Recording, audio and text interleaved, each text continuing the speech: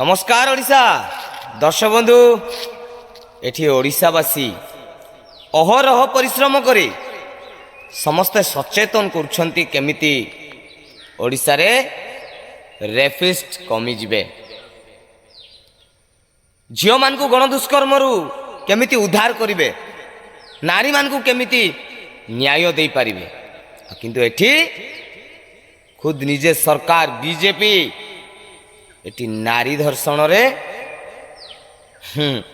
Social মিডিয়াରେ ଚର୍ଚ୍ଚା ପାଲଟୁଛନ୍ତି ସେ ବି ବିକଳାଙ୍ଗଙ୍କୁ ଜଣେ ବିକଳାଙ୍ଗ ସହିତ ଆମମାନଙ୍କର ଓଡ଼ିଶାର ସରକାରର ସଭାପତି ବିଜେପି ଦଳର ସଭାପତି କ'ଣ ମନମୋହନ ଚନ୍ଦାମୁଣ୍ଡିଆ ସେ ବ୍ୟକ୍ତିଟା ଜଣେ ବିକଳାଙ୍ଗ ସହିତ ଦୁଷ୍କର୍ମର ଅନ୍ୟାୟ ଅତ୍ୟାଚାର କରିଛନ୍ତି ତେଣୁ ସରକାର ୟା ଉପରେ ଦୃଢ଼ କାର୍ଯ୍ୟାନୁଷ୍ଠାନ ନିଅ ତେବେ ଲୋକେ ବିଜେପିକୁ ଭଲ ପାଇବେ।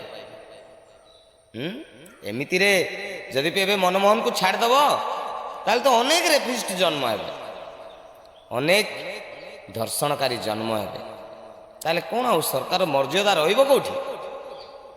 ଏଠି ବିଜେପି ଓଡ଼ିଶାକୁ ଉନ୍ନତି କରୁଛି ନା ଗୁଣ୍ଡାଗିରି କରୁଛି ଆପଣମାନେ ନିଶ୍ଚୟ ବୁଝିଯିବେ। ଧନ୍ୟବାଦ। ଜୟ ଭୀମ, ଜୟ ସମ୍ବିଧାନ।